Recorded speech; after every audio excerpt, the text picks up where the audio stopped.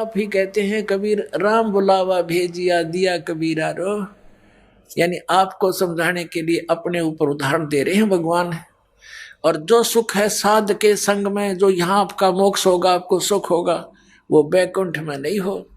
मतलब सुख नाम की चीज नहीं, नकली सुख है वो तो। सुख समरूप स्वरूप सुभानम निश्चल अचल अभंगरे, आसन अस्तल असल तास के बाना बिरद बिनंगरे। बिन ही पंखों उड़े गगन को चाल चाल विहंगरे, दिव्य दृष्टि तो दर्श करते हैं हरदम कला उमंगरे। परानंदनी पारख लीजिए ओए होए, मूल मंत्र मूल मंत्र ओम अंगरे। देख संतों के ये अमरवाणी आदरणीय गरीबदास साहिब जी, ये वेदों से भी गूढ़ रहस्य है। इनमें क्या बताया है कि परानंदनी पारख लीजिए, मूल मंत्र ओम अंगरे। गायत्री गलता न जान है, सो हम सुरत सुहंगरे। अब कहते हैं उस मूल मंत्र का, जो 2 अक्षर के मंत्र हैं, ओम उसका एक पार्ट है, हिस्सा है, अंग है। परानंदनी पारख लीजिए, परानंदनी ओहो पूर्ण सुखदायक जो मंत्र है, मूल मंत्र, उसको परख लो। उसका मूल मंत्र ओम अंगरे, मूल मंत्र का ओम, उस सतनाम का ओम एक अंग है, पार्ट है। और फिर क्या बताया है, गायत्री गलतान ध्यान से, गायत्री माने उसका हृदय से गायन कर, उसका जाप कर। और सो हम सुरत सुहंगरे, अपना आत्मा देखो। ये दोनों बता दिए मंत्र, सतनाम के 2 अक्षर के ओम तो उसका एक पार्ट है, और दूसरा सोहम सुरत सुहंगरे। सुहंग माने हे जीव। तो इन दोनों मंत्रों का सुरती के साथ, यानी ध्यान से सही सुरत ला के, सुरत और नृत मन पवन इन चारों से मंत्र जाप किया जाता है सतनाम का, तब इसका लाभ होता है। वैसे सांस चलते रहे, मन कहीं घूमता रहे, उससे आपको लाभ नहीं होगा। श्वास बाहर क्या छोड़ रहे हैं, कौन सा मंत्र, उस पर ध्यान रहे, सुरत रहे। अंदर कौन सा ले रहे, उस पर भी ध्यान रहे। तो ये मंत्र आपका एक श्वास उस श्वास का सतनाम का मंत्र सफल हो गया। और इसकी कीमत बहुत गणी है। क्या बताते हैं, ओम सोहम पालड रंग होरी हो, 14 लोक चढ़ाव राम रंग होरी हो, 3 लोक पासंग दर रंग होरी हो, तो ना तुले तुलाया राम रंग होरी हो। आदरणीय गरीबदास साहिब जी परमात्मा कबीर जी से प्राप्त ज्ञान को कैसे बता रहे हैं कि ये एक ऐसे जाप किया हुआ सुरत नृत मन पवन से, सुरत नृत मन पवन, पवन माने वायु, प्राण, सांस, और सुरत ध्यान रखकर मन, इन सब को लगा के रखे एक सुमरण करने का। ऐसे किया हुआ एक सिमरण की कीमत कितनी होती है सतनाम के जाप की, कि एक तराजू के एक पलड़े में एक मंत्र की कीमत रख दे। ऐसे सिमरण किए हुए पूरे संत से लेकर नकलियों से लिए हुए का कोई लाभ नहीं। और इस विश्व में कोई भी इस दास के अतिरिक्त इस मंत्र का अधिकारी नहीं है देने का। इससे सिद्ध है कि सब नकली होंगे। अगर इसको कोई दे रहा होगा मुझ दास से प्राप्त करके, क्योंकि ये 18 वर्ष से दास प्रदान कर रहा है, हो सकता है कोई नकली नीच और दुश्मन जनता का हो गया हो तैयार कहीं, तो उसको आपने समझना है, उसे दूर रहना है, औरों को भी समझाना, अपने भाई बहन वहां फंस गए होते हैं। तो एक कीमत इस प्रकार प्राप्त की हुई कीमत एक पलड़े में रख दे, और दूसरे में ये 14 लोक चढ़ा दे। ओहो, शिव जी का लोक, विष्णु का लोक, ब्रह्मा का लोक, दुर्गा का लोक, ब्रह्म लोक, और ऊपर जितने भी ये नकली नीचे के अताल पताल ये सारे धर दे। ओए होए, अतल उतल। कहते हैं 14 लोक चढ़ावे राम रंगोरी, और 3 लोक, ये पृथ्वी लोक, स्वर्ग लोक और पाताल लोक, ये भिन्न है। इन न तब पासंग रखते, इनकी तो कीमत को नहीं, उसकी गणना नहीं। और तो ना तुले तुलाया राम रंग होरी हो, होरी माने खुशी, कि ये खुशी जिनके पास ये मंत्र है वो खुशी मनावे इस जीवन की, कि सफल कर लिया आपने इस मंत्र नाम अपने जीवन को। ओम सोहम पालड़ रंग होरी हो, 14 लोक चढ़ावे राम रंग होरी हो, 3 लोक पासंग धर रंग होरी हो, तो ना तुले तुलाया राम रंग होरी हो। ऐसे किया हुआ सिमरन सूरज नृत्य मन पवन से उसकी इतनी कीमत आपकी बढ़ जाएगी। और आपने अंतिम श्वास तक इसका जाप करना है। राम नाम रटते रहो जब तक घट में प्राण, कभू तो दीन दयाल के बनक पड़ेगी कान। यानी इस मंत्र का जाप आपने अंतिम श्वास तक जब तक घट में प्राण सुमरण करना है, चलते उठते बैठते। नाम उठत नाम बैठत नाम सोत जागवे, नाम खाते नाम पीते नाम से ती लागवे। हठ योग नहीं करना आपने, ठीक है, बैठ के भी करना है तो ध्यान लगाओ मंत्र पे। ये सुरत शब्द अभ्यास है। हठ योग करना आंख बंद करके कान बंद करके, ये सुरत शब्द नहीं है तो बकवास है सारी। यानी अपनी सुरती को अभ्यास करा के इस नाम के ऊपर ये डटे, इस अभ्यास करो कि इस पर कुछ देर रुके, या इसके लिए संघर्ष करो। चलते फिरते उठते बैठते जाओ, फिर रोके मन को, फिर जाओ, फिर रोक के फिर लगाओ। ये अभ्यास करना है और कुछ दिनों में बिल्कुल सेट हो जाएगा। इसको सुरत शब्द अभ्यास बोलते हैं। वो नहीं था, वो गलत साधनाएं थी उनकी। जोन सुन लो बोला, इससे मोक्ष हो जाएगा। वाह भाई वाह। वो मोक्ष नाम से होगा, सतनाम से, जो 2 अक्षर का है। फिर बताते हैं, परानंदनी पारख लीजिए मूल मंत्र ओम अंग्रे, गायत्री गलतान ध्यान है, सो हम सुरत सुहंगरे। सुहंग माने जीव। हे प्राणी, ये 2 मंत्र हैं और इनका सुरती से, ध्यान से, मन से इसका जाप करें। अजप्पा जपो निस्वासरम, जीत चलो जम जंगरे। अजप्पा जाप जपो निस्वासर, दिन रात ये अजप्पा जाप है। श्वास उश्वास से सतनाम का जो जाप आपको दिया जाता है, ये अजप्पा जाप है। यानी इसमें होठ जीभ नहीं हिलानी होती। अजप्पा जाप जपो निस्वासर, जीत चलो जम जंगरे। गरीब दास दर्शन देवा के, देख मया मन भंगरे। कहते इस मंत्र के जाप से फिर मैंने दिव्य दृष्टि खुल गई और परमात्मा के दर्शन करके मन भंग हो गया, चित्त भंग हो गया हमारा। तो एकदम अचंभा सा हुआ, भगवान को देखा, साकार मालिक को देखा। और ये आदरणीय गरीबदास साहब जी कहते हैं, हम सुल्तानी नानक तारे दादू को उपदेश दिया, जात दुलाहा भेद नहीं पाया, वो काशी माए कबीर हुआ। झांकी वे कबीर की नानक की तीवा, वह सिखा का गल पड़ी कौन छुटावे था। तो यहाँ गरीबदास जी कहते हैं, दास गरीब दर्शन देवा का, देख भया मन भंग रे। होय होय, को तो एकदम चुंबा सा हुआ हमें। अरे से नानक साहिब जी ने परमात्मा का झांकी माने नजारा देखा था सतलोक में, फिर देखा उनको बनारस काशी में दानक रूप में। तो उन्होंने वाहे गुरु वाहे गुरु वाहे गुरु वाहे, क्योंकि वो तब भगवान के प्यासे थे इतनी उमंग से कि वाह वाह गुरु के, गुरु तो ये है पूरा इस पृथ्वी पर, कोई गुरु नहीं। तो वाह तेरे की नो करते हैं ना।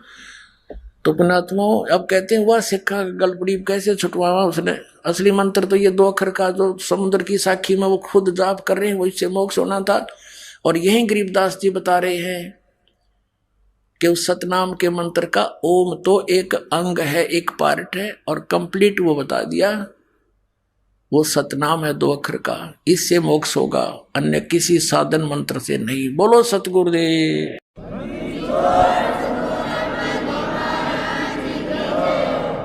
परम पिता परमात्मा पूर्ण ब्रह्म, सारी सृष्टि के रचनहार कबीर देव जी, कबीर साहब, अल्लाहू अकबर, ये हम सब के जनक हैं, सब के पिता हैं। ये सर्व सुखदाई भगवान है। यो परमात्मा वह भगवान जिसने सारे ब्रह्मांडों की रचना की, जो अमर अविनाशी है। वही परमात्मा पवित्र भारतवर्ष की इस पावन धरती पर काशी शहर के अंदर 120 वर्ष रहे, एक जुलाहे की भूमिका किया करते थे। तो वो कबीर जुलाहा नाम से प्रसिद्ध, दानक नाम से प्रसिद्ध वो परमात्मा सारी सृष्टि के रचनहार हैं। जो भगवान के गुण, परमात्मा के गुण वेद बताता है, वही लीलाएं परमेश्वर ने अपने विधान अनुसार प्रत्येक युग में की है। क्या की है? गोता मारूं स्वर्ग में, जा बैठूं पाताल, कह कबीर ढूंढता फिरूं अपने हीरे मोती लाल। कबीर परमात्मा जी बता रहे हैं अपनी महिमा कि मैं अपने हीरे मोती लालों को इस संसार रूपी सागर में गोते लगा लगा कर ढूंढ रहा हूं, खोज रहा हूं। कलयुग के अंदर उस परमेश्वर ने कौन कौन से हीरे मोती लाल इकट्ठे किए थे? आदरणीय धर्मदास साहिब जी, आदरणीय मलुकदास साहिब जी, आदरणीय दादू साहिब जी, आदरणीय नानक साहिब जी, आदरणीय गरीबदास साहिब जी, गांव छुड़ानी, जिला झज्जर, हरियाणा वाले। क्योंकि गरीबदास कई हुए हैं जो संत कहलाए हैं, लेकिन वो इनकम्प्लीट थे, वो काल के ही जाल में थे। तो इसलिए इनका पूरा एड्रेस बताना पड़ता है। आदरणीय गरीबदास साहिब जी, गांव छुड़ानी, जिला झज्जर, हरियाणा वाले। आदरणीय गीसा दास साहिब जी, गांव खेखड़ा, जिला मेरठ, उत्तर प्रदेश वाले। ये अपने हीरे लाल परमात्मा ने खोजे, स्वयं ही जाकर के उनसे मिले। कितने दयालु हैं हमारे भगवान। वो हमारे पिता हैं और अपने बच्चों के लिए माता पिता ही कष्ट उठाया करते हैं। जिन माता पिता के बच्चे कुसंगत में गिरकर शराब पीते हैं, घर से धन ले जाते हैं, उसको नाश करते हैं, माता पिता समझाते हैं, प्यार से समझाते हैं, रोते हैं बैठकर, और वो नशे में उनकी एक नहीं सुनता, पास से निकल जाता है। माता पिता देखते रह जाते हैं, कई बार गालियां भी देने लग जाता है शराब के नशे में। तो पुण्यात्मा, हमने इस काल के इस झूठे सुख की भांग पी रखी है, और इस नशे में हम अपने पिता को पहचान नहीं पाते, और हम उनके साथ बदतमीजी भी करते रहे। पुण्यात्माओं, जब आपको ये दास की कहानी जो परमात्मा ने अमर कथा अपनी आप बता रखी है, ये सत्संग आपके हृदय में उतर जाएगा, आपको ये सब बातें सच्ची लगेंगी, क्योंकि ये सच्ची हैं। आपकी आंखों में आंसू आया करेंगे जब कभी एकांत में परमात्मा की लीला से आप मनन किया करोगे। वो परमात्मा अनंत कोट ब्रह्मांड का मालिक हमारे लिए भटक रहा है, हम उसको पहचान नहीं पाते, क्योंकि इस काल भगवान ने, ज्योति निरंजन ने हमारे ऊपर एक विशेष प्रभाव डाल रखा है 3 गुणों का, और उसके बाद हमारे अंदर अज्ञान बरवा दिया, परमात्मा निराकार सिद्ध करवा दिया।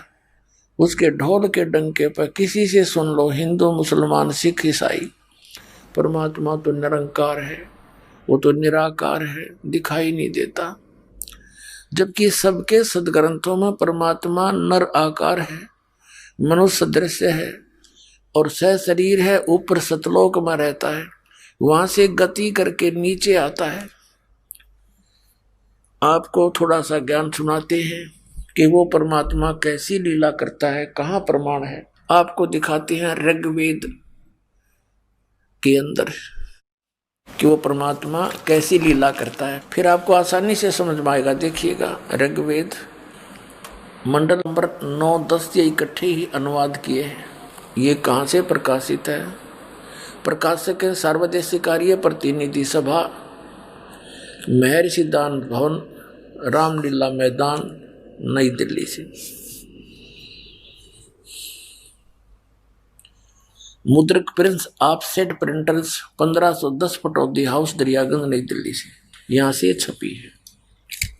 अब देखिएगा, ऋग्वेद मंडल नंबर 9 सूक्त नंबर 86 का मंत्र नंबर 26 में क्या कहा है? यज्ञ करने वाले यजमानों के लिए परमात्मा, यज्ञ करने वाले मतलब जो धार्मिक अनुष्ठान करते हैं, भक्त, भक्ति करने वाले भक्तों, यजमान माने भक्तों के लिए परमात्मा सब रास्तों को सुगम करता हुआ उनके विघ्नों को मर्दन करता है, उनके संकटों का नाश करता है, उनको पवित्र करता हुआ और अपने रूप को सरल करता हुआ वह कांति में परमात्मा। ये कबीर, इसको कबीर, ये देखो यहां लिखा है कबीर, हम बोले कबीर, हम वह बोले हैं वह को, इसका इन्होंने संधि छेद करके यो बना दिया कवि, कबीर। जैसे पुनः कहो चाहे पुनर्जन्म कहो, पुनः जन्म, तो ये कबीर कहो, इसको रे लगा के नीचे हलंत लगा दें तो कबीर भी बोल सकते हैं। तो इसका अर्थ इन्होंने सर्वज्ञ कर दिया था, यहां लिखना चाहिए था कबीर देव। अब देखो, एक यजुर्वेद के अंदर इस महर्षि दानंद ने ही यजु का अर्थ यजुर्वेद किया है, वो सही किया है।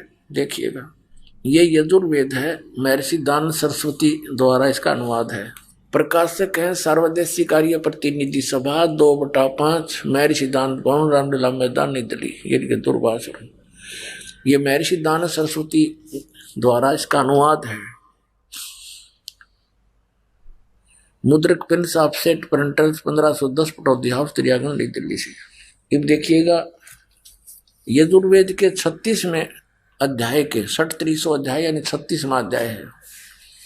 इसके प्रथम मंत्र में रेचम वाचम परपदे मनो यजु परपदे, अब ये यजु शब्द है और यहां देखिएगा इसका अनुवाद करते हुए महर्षि दानंद ने यजु का अर्थ यजुर्वेद कर दिया। बिल्कुल सही है। यदि इसके स्थान पर यहां अर्थ कर देता यजु माने पूजा करने की स्तुति, तो ये महिमा यजुर्वेद की है। यजु के और भी बहुत से अर्थ होते हैं, तो यजुर्वेद ना लिख कर यदि यहां पर वो अन्य अर्थ कर देता तो कैसे समझ दे कि यजुर्वेद के बारे में कहा गया है। तो यजु, जैसे यजु को यजुर्वेद लिख दिया, और जैसे यहां देखिए इसकी जिल्द पर भी यजुर्वेद लिखा है। ये पुस्तक यजुर्वेद है, और जहां पर ये ओनली यजु लिखा है तो भी ये यजुर्वेद ही जाना जाता है, यजुर्वेद की महिमा है। ठीक है, अब हम लेते हैं उसी ऋग्वेद को, यजुर्वेद रख दिया। अब इस पर हम फिर आ जाते हैं ऋग्वेद मंडल नंबर 9 सूक्त 86 मंत्र 26 पे। यज्ञ करने वाले यजमानों के लिए, भक्तों के लिए परमात्मा सब रास्तों को सुगम करता हुआ उनके विघ्नों को यानी संकटों को मर्दन करता है, नाश करता है, उनको पवित्र करता हुआ और अपने रूप को सरल करता हुआ आर्य समाज के लोग और साथ में दयानंद परमात्मा को निराकार बताता है और वेदों को सही मानता है। वेद बता रहे हो तो साकार है, अपने रूप को सरल करता है, क्योंकि सतलोक के अंदर तीसरे मुक्ति धाम में जहां परमात्मा रहता है वहां उनका शरीर मनुष्य सदृश है, एक रोमकूप में करोड़ सूर्य मिला दे, करोड़ चंद्रमा।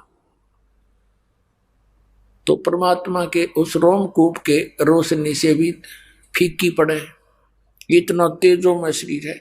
और वो परमात्मा एज इट इज न्यू का न्यू आ जाए यहाँ पर तो हमारी आंखें बंद हो जा, जैसे उल्लू को सूर्य नहीं दिखता, वो देख ही नहीं सकता। तो इसलिए यहाँ आकर अपनी लीला करने के लिए, हमें यथार्थ ज्ञान देने के लिए, अच्छी आत्माओं को मिलने के लिए अपने रूप को हल्का तेज पुंज का बनाकर आता है। तेज पुंज अन्य दे धरकर इस विध हमको भेंट ही। तो यहां देखिएगा, अपने रूप को सरल करता हुआ वह कांति में परमात्मा, यो कबीर देव लिखना था यहाँ पर, कबीर देव, हम उसको कबीर साहब बोल रहे हैं। देव माने परमेश्वर भगवान, वो कबीर भगवान, कबीर देव लिखना था, कबीर देव लिख देते न, शर्मावती था, कबीर देव लिख देते। विद्युत के समान क्रीड़ा करता हुआ वर्णीय पुरुष को प्राप्त होता है, अच्छी आत्मा को मिलता है। देखिएगा अब 27 में बताया वो परमात्मा रहता कहाँ है। जो परमात्मा तेज पुंज परमात्मा, तेज पुंज का परमात्मा है, जो परमात्मा ध्युलोक के तीसरे पृष्ठ पर विराजमान है, ओहो सतलोक में बैठा है, वहां रहता है वो। अब देखो ऋग्वेद मंडल नंबर 9 और सूक्त 82 में, ऋग्वेद मंडल नंबर 9 और सूक्त 82 का यह मंत्र नंबर 1 है। जो सर्वोत्पादक प्रभु, सबकी उत्पत्ति करने वाला परमेश्वर प्रकाश रूप है, तेजो में शरीर युक्त है, सद्गुणों की वृष्टि करने वाला, पापों का नाश करने वाला, पाप हरण करने वाला है, वह राजेव, राजा के समान राजेव। ये देखना, ये हम पढ़ रहे हैं 269 पे, ना ये नकली फेरने होंगे और कोई सा प्रश्न दिखा दिया होगा। ये 270, ये देखो राजा के समान दर्शनीय है, वो देखने जोगा राजा जैसा, यानी मनुष्य दृश्य है वो भगवान। और वह पृथ्वी आदि लोक लोकांतरों के चारों ओर शब्दमान हो रहा है। वह वर्णीय पुरुष को, अच्छी आत्मा को, जो दृढ़ भक्त है उसको पवित्र करता हुआ प्राप्त होता है। यानी अच्छी आत्मा, दृढ़ भक्त उसको मिलता है। जिस प्रकार विद्युत स्नेह वाले स्थानों को आधार बनाकर प्राप्त होता है। अब देखो स्पष्ट कर दिया, जैसे आकाशीय बिजली, जैसे आकाशीय बिजली ऐसी धातु पर गिरती है जहां उसका अट्रैक्शन होता है, और जगह नहीं गिरती वो।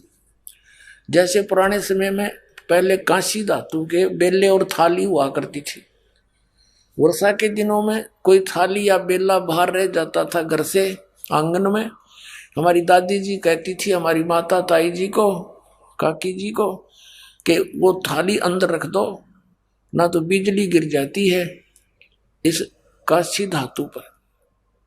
तो यही उदाहरण दिया है वेद में कि वो परमात्मा ऐसे अट्रैक्ट होता है उस पुण्यात्मा पर जो अच्छी आत्मा है, और उन्हीं को मिलता है क्योंकि वो दृढ़ भक्त होते हैं। जो कह दिया भगवान ने वो टस से मस नहीं होते।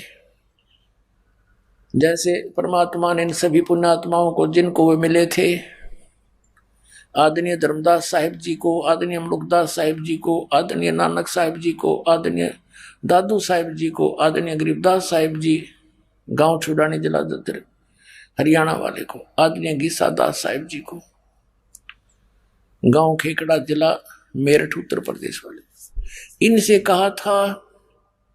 जैसे धर्मदास जी को कहा, वो तो रिटर्न में हमारे पास है, बाकी ये सलाह सभी को दी थी परमात्मा ने कि धर्मदास मेरी लाख दुआई, ये मूल ज्ञान की तबार ना जाई, ये मूल मंत्र, मूल ज्ञान, सार नाम, ये किसी को बताना नहीं, तुम जाप करते रहो। इसी प्रकार आदरणीय नानक साहब जी से कहा था कि ये मंत्र अभी किसी को डिस्क्लोज ना करना, नहीं तो बिचली पीढ़ी हंस नीते रही। तो उन पुण्यात्माओं ने परमात्मा के लिए न्यौछावर हो गई वो। जैसे नानक साहिब जी ने सतनाम 2 अक्षर के मंत्र का किसी भी सिख को उसकी आवाज़ नहीं लगने दी, एक बार बोल के अवश्य सुना दिया, प्रमाणित करने के लिए विधि नहीं बताई। मर्दाना ने जब वो जाप करने शुरू किया तो उसको सजा भी मिल गई। इससे भय बन गया पूरे सिख समाज में कि इस नाम का जाप भूल कर नहीं करना। यदि ये गुरु ग्रंथ साहिब में वाणी प्राण सिंह वाली आ जाती तो ये नकली पंथ, राधा स्वामी पंथ, धन धन सतगुरु पंथ या दूसरे पंथ जो पनपे हुए हैं, जैसे ये बालगेश्वर वाला पंथ, अंशादेश वाला, सतपाल वाला और बाकी नकलची हैं सारी, आसाराम जैसे और सुधांशु जैसे, ये सारे ये नाम शुरू कर देते। अब नाम से मोक्ष होना, बीज से पौधा बनेगा। अब आम के बीज से आम का पौधा बनेगा, आम का पेड़ बनेगा। बबूल के बीज से बबूल का बनेगा। तो नाम से मोक्ष होना, नाम इनके सब के नकली, तो ये सब यूजलेस है उनकी साधनाएं। अब फेल हो गए सारे। बुद्धिमान समाज है आज बहुत जबरदस्त, जिसने ऐसे आइटम बना लिए, इंटरनेट, कंप्यूटर, ऊपर सैटेलाइट, यहाँ बैठे पता नहीं कहाँ का देख लेते हैं। और जब इनको पता चलेगा कहाँ डरे डोरे हो, ये साइंस कितना काम देगी तुम्हें। अगर 2-3 वर्षा ना हुई तो सब फेल हो जाएंगे। इंटरनेट इनको देखने अभी ना रहेगा, टक्कर मारे मारे मरेंगे। और भगवान प्रसन्न रहेगा तो कुछ नहीं होगा, यहाँ भी सुखी और सतलोक में चले जाएंगे। अब कहने का भाव ये है कि हम वो दृढ़ भक्त थे, उन्होंने किसी को नहीं बताया। पूरा सिख समाज उस सतनाम से वंचित है और उस बिना मोक्ष नहीं हो सकता। लेकिन वो दयालु थे, उन्होंने वाणी के पाठ का अपने समय से ही पाठ कराना शुरू कर दिया था, यानी सत्संग शुरू कर दिए थे, भंडारे शुरू करवा दिए थे। ये ग्लूकोज लगा कर चले गए थे महापुरुष, जैसे गरीबदास साहिब जी की वाणी का पाठ शुरू करवा दिया था। फिर गुरु ग्रंथ साहिब बनवा कर उसका पाठ शुरू करवा दिया था परमात्मा ने प्रेरणा करके। तो ये ग्लूकोज लगा कर चले गए। अब सर्जन भेज दिया दास, सारे मंत्र दूंगा और सारे टैबलेट कंप्लीट कोर्स देकर सबको पार कर दूंगा। करेंगे भगवान, दास उनका मजदूर है।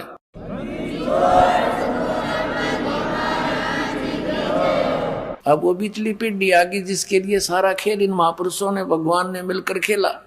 काल के जाल से बचाए रखी सतभक्ति को। अब आगे देखिएगा, ऋग्वेद मंडल नंबर 9 और सूक्त 82 का मंत्र आपने एक देख लिया। क्यों परमात्मा अपने दृढ़ भक्त को पवित्र करता हुआ वर्णीय पुरुष को मिलता है। जैसे विद्युत आकाशीय बिजली स्नेह वाले स्थानों को आधार बनाकर प्राप्त होता है। अब नंबर 2 में क्या कहा, किस उद्देश्य से आता है भगवान। पर हे परमात्मा, उपदेश करने की इच्छा से आप, यानी तत्व ज्ञान बताने की इच्छा से आप महापुरुषों को प्राप्त होते हो, अच्छी आत्माओं को मिलते हो, और आप अत्यंत गतिशील पदार्थ के समान यानी तीव्रगामी होकर के हमारे आध्यात्मिक यज्ञ को प्राप्त होते हो हैं। आप कबीर देव हैं, आप कबीर देव हैं। वेद मेरा भेद है, मैं ना वेदन के माही, और जोन वेद से मैं मिलूं, ये वेद जानते नाही। परमेश्वर परम पूज्य कबीर साहब ने कहा था कि धर्मदास, ये चारों वेद मेरी ही महिमा का गुणगान करते हैं, लेकिन इनमें वर्णित विधि से मेरी प्राप्ति नहीं हो सकती। और जिस विधि से मेरी प्राप्ति हो सकती है वो वेदों में नहीं, क्योंकि वो परमात्मा स्वयं ही आकर बताता है। वो सूक्ष्म वेद है जो दास को उपलब्ध हुआ और दास ने समझा परमेश्वर कबीर जी गुरु जी की कृपा से। और उस सूक्ष्म वेद को कबीर पंथी जो 12 के 12 पंथ वो नहीं समझ सके, और ये सब काल के पंथ थे वह। और ये राधा स्वामी, धन धन सतगुरु, सच्चा सौदा, जय गुरुदेव, जनौद वाला, बिहानी वाला, ये सारे के कुएं के पानी, आगरा वाला, ब्यास वाला, ये राधा स्वामी। इनके पास वो मंत्र नहीं, मंत्र से मोक्ष होगा, इस नाम बिना मोक्ष हो नहीं सकता, और वो इनके पास नहीं, तो ये सारे काल के ही जाल में फंसे हुए थे। अब ये लीला करता है परमात्मा, वो किन किन महापुरुषों को मिले, आदरणीय धर्मदास साहिब जी को मिले। दर जिंदे का रूप शैल वृंदावन की नी, तहां मिले धर्मदास करते हैं बहुत अधीनी। आदरणीय गरीबदास साहिब जी ने कहा, हम सुल्तानी नानक तारे, दादू को उपदेश दिया, जात जुलाहा वेद न पाया, वो काशी माए कबीर हुआ। वो किन किन को मिले परमात्मा, जिंदा महात्मा का रूप बनाकर धर्मदास जी को वृंदावन में मिले। दर्जन दे का रूप शैल वृंदावन की नी, तहां मिले धर्मदास करते हैं बहुत अधीनी। एक जिंदा महात्मा का रूप बनाकर परमात्मा कबीर जी कहाँ गए, धर्मदास को वृंदावन में मिले, मथुरा में। और धर्मदास जी वहां गए हुए थे तीर्थों पर यात्रा करते हुए, उस वृंदावन के जोड़ में नहान गए थे तीर्थ में, और नहान होकर बाहर बैठे जब परमात्मा ने उनसे प्रश्न किया कि हे महाराज जी, मैं तो जिज्ञासु व्यक्ति हूँ, मैं सब संतों के पास जा चुका हूँ, मेरी संतुष्टि नहीं हुई, कृपा मुझे कोई ज्ञान सुनाओ भगवान का। जब धर्मदास लगा गीता की महिमा सुनाने, तब परमात्मा ने उनसे प्रश्न उत्तरी की कि मैं एक जिज्ञासु व्यक्ति हूँ। स्वयं तो अपने आप को तो दास बताया, और उस धर्मदास जी को उसको महात्मा कहा, हे महात्मा जी, मुझे कुछ ज्ञान सुना दो। तो उनसे काफी प्रश्न उत्तरी हुई। फिर परमात्मा ने कहा कि आप गीता जी को मानते हो? कहा जी। भगवान कौन है? प्रश्न किया परमात्मा ने कि श्री कृष्ण, श्री विष्णु जी, श्री शंकर जी और ब्रह्मा जी, ये सर्वेश्वर महेश्वर, इनकी जन्म मृत्यु नहीं होती। तो परमात्मा ने कहा कि चौथे अध्याय के 5 और 9 श्लोक में, दूसरे अध्याय के 12वें श्लोक में और 10वें अध्याय के दूसरे श्लोक में, धर्मदास जी देखियो, आपका गीता ज्ञानदाता क्या कहता है कि मैं तो जन्म मृत्यु होती है, मैं तो अविनाशी हूं नहीं, नाशवान हूं, तुम इसको अविनाशी बता रहे हो। और 18वें अध्याय के 62वें श्लोक में कहा कि तू सर्वभाव से उस परमेश्वर की शरण में जा, उसकी कृपा से तू परम शांति को, सनातन परम धाम को प्राप्त होगा। 15वें अध्याय के 4थे श्लोक में कहा गीता जी में कि जब तत्वदर्शी संत मिल जाए, उसके पश्चात परमेश्वर के उस परम पद की खोज करनी चाहिए, जहां जाने के बाद साधक फिर लौटकर संसार में कभी नहीं आते। अब धर्मदास का तो सिर घूम गया उस पुण्यात्मा का कि मैं क्या सुन रहा हूं। गीता साथ ही खोल के देखा साथ के साथ। अब कहने का भाव ये है, पुण्यात्मा हो, ये इतना रंग चढ़ जाता है। अंत में धर्मदास कहने लगा कि तू मुसलमान है, क्योंकि बाबा जिंदा के रूप में उन्होंने अपना एक वेशभूषा होती है जिंदा महात्माओं की, एक ओवर कोट सा पहनते हैं, घुटनों तो तले तले का काला, ऊपर काला ही टॉप होता है, एक कच्छा पहनते हैं, अंडरवियर काला ही। तो धर्मदास जी ने टोंट कस दिया कि तू मुसलमान जाति का है, इसलिए हमारे देवताओं की तू बेइज्जती करता है, मैं तेरी बात सुनना पसंद नहीं करता। अब यूं कहते ही परमात्मा अंतर ध्यान हो गए और धर्मदास जी की बंदगी सामने से आदमी अंतर ध्यान हो जाए, ना दिखे एकदम, तो आप हार्ट अटैक होना हो गया, उसका हार्ट अटैक हो गया।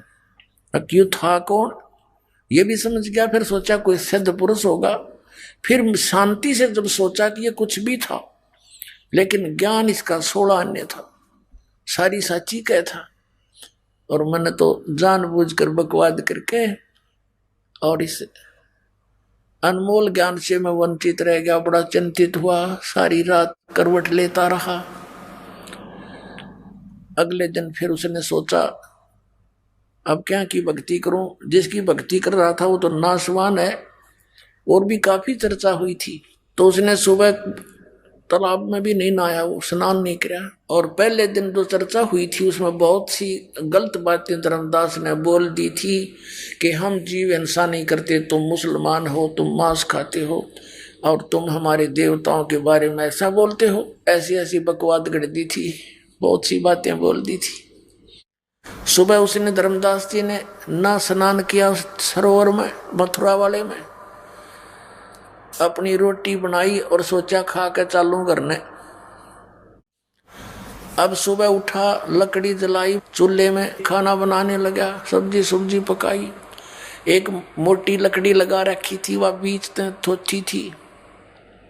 सहयोगी लकड़ी लगा करके उसमें अग्नि लगा कर खाना बना रहा था।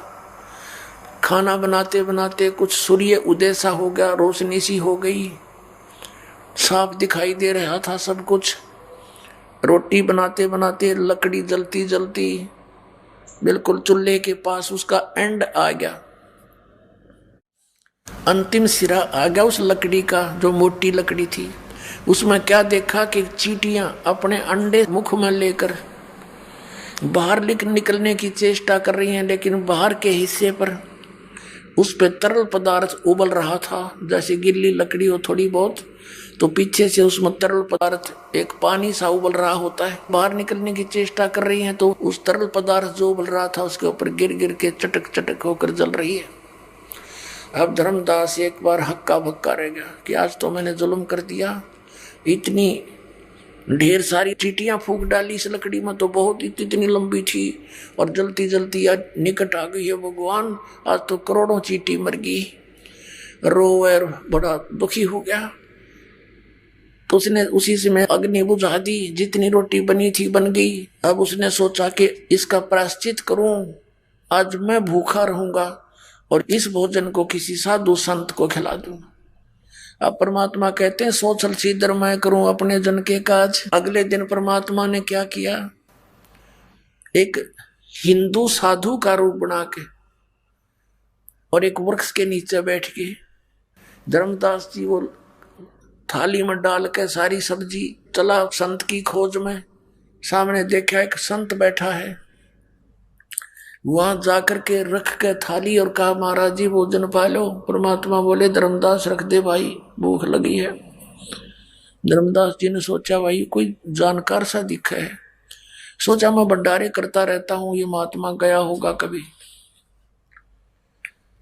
अब रख दी थाली, परमात्मा ने एक लोटा रखा था जल का, जल लिया उसमें से थोड़ा सा और एक मंत्र सा बुदबुदाया और छींटे मार दिए।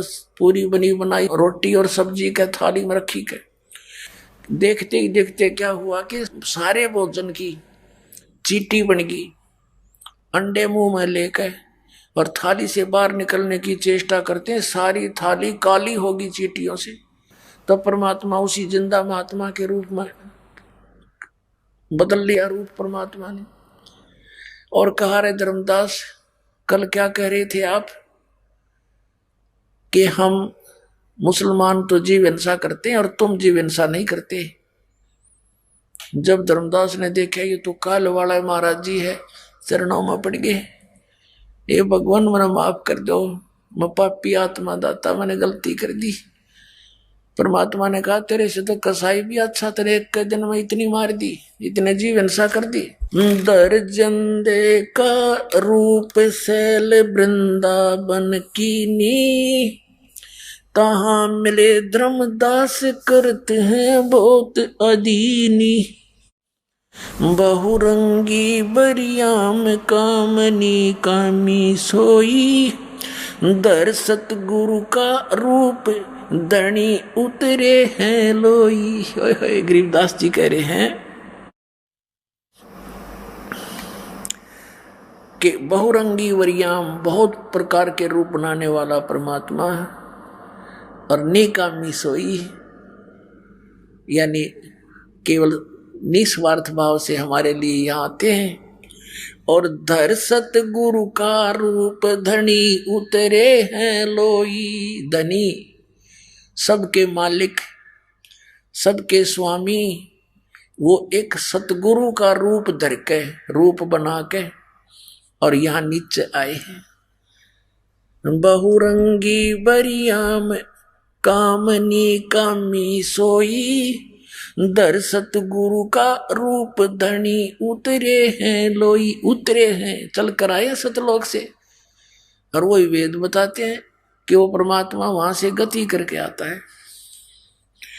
अच्छी आत्माओं को मिलता है जो दृढ़ भक्त होते हैं और उनको उपदेश देने के लिए आते हैं। और वही ये महापुरुष बताते हैं कि वो किस उद्देश्य से हमें मिले थे, कैसा ज्ञान दिया उन्होंने। तो who is God, Kabir is God, clear concept हो जाता है इनसे। पुण्यात्माओं, आज से लगभग 600 वर्ष पहले आदरणीय परम पूज्य कबीर परमेश्वर जी ने आदरणीय धर्मदास साहिब जी से कहा था। जब धर्मदास जी ने पूछा कि हे भगवान, हम तो नीच हैं दाता, आप कितने दयालु हो, हमने आपके साथ कैसा जुल्म किया, धोखा किया, आपको छोड़कर हम इस काल को चाहने लगे, जिस कारण से हम यहाँ आ गए। हमारे को तो दाता जो सजा मिल रही है ये बहुत कम है, गधे कुत्ते सुअर बन के यहाँ रोग कष्ट हम भोग रहे हैं। मनुष्य जीवन में भी कोई सुखी नहीं। हमने जो अपराध किया है उसके प्रतिफल में यह सजा बहुत कम है। फिर भी परमात्मा आप दयालु हो। हे परमेश्वर, आप कहते हो कि मैं कलयुग के अंदर फिर आऊंगा। इसी कलयुग में जो बीच की पीढ़ी होगी, अब तो बहुत ही अच्छा समय है, अब ही आपकी कोई मानने को तैयार नहीं। और आगे चल के परमात्मा कब आप दया करोगे इन पे, अपनी प्यारी आत्माओं पर। आगे जाकर तो कलयुग में कहते हैं बहुत बुरा हाल हो जाता है। इतिहास में लिखा है, सदग्रंथों में लिखा है कि लोग सभी कृतघ्नी हो जाएंगे, भगवान की भक्ति करना छोड़ देंगे, सब मांसाहारी हो जाएंगे, दुराचारी हो जाएंगे, और कहीं भी पंचायतों में और कोर्टों में न्याय नहीं रहेगा। तो हे प्रभु, फिर कब दया करोगे? फिर तो कोई सुनेगा नहीं आपकी। तब परमेश्वर ने कहा था, धर्मदास, कलयुग बीतता 5500 पाचा, और तब ये वचन मेरा होगा साचा। कौन सा वचन? कि हम ही चलकर कलयुग में बर्मे पंथ के अंदर आगे जाएंगे और फिर सभी पंथों को मिटा करके, सभी धर्मों को एक करके और तत्व ज्ञान समझाएंगे। और फिर सभी आत्माएं, चाहे किसी भी पंथ मजहब धर्म में वो रह रही है, वो सभी कबीर साहिब की शरण में, मेरी शरण में आ जाएंगे। पूरे विश्व में मेरा ही नाम, मेरा ही ज्ञान रहेगा और सभी ये पंथ ये फेल हो जाएंगे।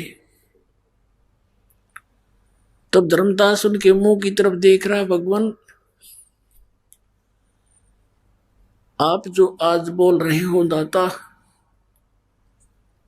ये कब होगा ये ऐसा? तब उन्होंने कहा कि जब कलयुग बीते 5500 पाचा, तब ये वचन मेरा होगा सच्चा, जो आज बोल रहा हूं। 600 वर्ष पहले परमात्मा ने जो बात कही थी, वो क्या कहा था कि पूरे विश्व में एक ही ज्ञान रहेगा और एक ही भगवान रहेगा, कबीर, और सभी प्राणी प्यार से भक्ति करा करेंगे, सब बुराई कपट चातुरी छोड़ देंगे और नेक नीति से रहा करेंगे। उनको इतना ज्ञान करा दूंगा धर्मदास कि वो किसी की सुई भी नहीं उठा सकते। चोरी करना और भयंकर डाके डालना तो बहुत दूर की बात है। और फिर उनका सबका सुधार करूंगा, सतयुग जैसा माहौल होगा और फिर कई हजारों वर्षों तक इस कलयुग में सत भक्ति बनी रहेगी। आदरणीय धर्मदास साहिब जी को परम पूज्य कबीर परमेश्वर ने कहा था कि मेरा और काल का, यहाँ के भगवान का एक वायदा हुआ है। इसने कहा था कि सतयुग त्रेता द्वापर में जीव कम ले जाना प्रभु, और जब चौथा युग जब कलयुग आवे तब तब शरण जीव बहु जावे। ऐसा वचन हर मोय दीजे, तब संसार गमन तुम कीजे। हे भगवान ऐसा वरदान मुझे दे जाओ, वर दे दो, वचन दे दो कि सतयुग त्रेता द्वापर में जीव ना ले जाना और कलयुग में कितने जीव ले जाना। तब परमात्मा ने तथास्तु कर दिया, ठीक है। तब फिर इसने आंखें बदल ली और कहने लगा, जाओ जोग जीत संसारा, जीव न माने कहा तुम्हारा। परमात्मा कहते हैं हमरी ओर हो बाद बखाने, और जोग जीत जीव तुम्हारा कहा न माने, और हमरी ओर हो बाद बखाने। ऐसी स्थिति कर दूंगा, द्वादश पंथ करूं मैं साजा, नाम तुम्हारा ले करूं आवाजा। द्वादश पंथ नाम जो ले ही, ये सब मेरे मुख में आन समोई। फिर कहते हैं और अनेक पंथ चलाऊं, या विद जीवों को भरमाऊं। अब 12 पंथ तो कबीर पंथ में, और अनेक पंथ चलाऊं, ये राधा स्वामी पंथ, धन धन सतगुरु पंथ, यो सरचा सौदा सरसा वाला, जगमाल वाली वाला, राधा स्वामी पंथ ब्यास आगरा, और जय गुरुदेव पंथ मथुरा वाला, ये शिवदयाल जी का ही चलाया हुआ है, उसी के विचारों पर आधारित है। और हरियाणा में भिवानी के अंदर दिनोद गांव वाला और ठाकुर सिंह वाला, यो सावन कृपाल मिशन दिल्ली वाला, ये सारा एक कुएं का जल है। ये काल के दूत हैं, काल के पंथ हैं सारे। धर्मदास जी ने कहा था भगवान इसने तो ऐसा जुल्म करना है, फिर आप कैसे कृपा बख्शोगे। तो परमात्मा ने कहा था कि ऐसे ऐसे करूंगा, इस बार मैं पंथ के अंदर मैं ही स्वयं जाऊंगा और सब पंथों का नष्ट करके एक पंथ बना दूंगा, मेरे बच्चे मुझे पहचान लेंगे। आपको दिखाते हैं पवित्र कबीर सागर के अंदर 600 वर्ष पहले लिपिबद्ध की गई परमेश्वर की भविष्यवाणी, यानी आदेश। भविष्यवाणी तो होती है ठक्करबाजी, और ये परमात्मा का आदेश वचन, जिसके वचन से सारे ब्रह्मांड चल रहे हैं, उनका वचन था ये 600 वर्ष पहले। क्या था ये देखिएगा। ये कबीर सागर है, संपूर्ण 11 भाग, खेमरा श्री कृष्णदास प्रकाशन मुंबई। ये है कबीर सागर, प्रथम खंड कबीर पंथी भारत पथिक स्वामी युगलानंद बिहारी द्वारा प्रस्कृत, मुद्रक के प्रकाशक के खेमरा श्री कृष्णदास, अध्यक्ष श्री वेंकटेश्वर परेश, खेमरा श्री कृष्ण मार्ग दास मार्ग बंबई से। ये देखिएगा बौद्ध सागर कबीर वाणी नामक चैप्टर है कबीर सागर का, 136 पृष्ठ पर। ये कई भागों में है। द्वादश पंथ चलो सो भेद। अब ये 12 पंथों की जानकारी दी है इसमें। द्वादश पंथ काल फुरमाना, और भूले जीव न जाव ठिकाना। परमेश्वर ने कहा था 600 वर्ष पहले कि धर्मदास इन 12 पंथों में काल का फुरमान होगा, उसका आदेश हुक्म और उसका ज्ञान और मंत्र होंगे इन 12 पंथों में। ताते ताते आगम कह हम राखा, वंश हमारा चूड़ामणि शाखा। प्रथम जग में जागू बरमावे, बिना भेद वो ज्ञान चुरावे। दूसर सुरत गोपाल होई, तीसरा मूल निरंजन पंथ टकसार। इस प्रकार तो ये इन्होंने यहाँ प्रथम जागू कर दिया। ये जागू नहीं है, ये प्रथम है चूड़ामणि।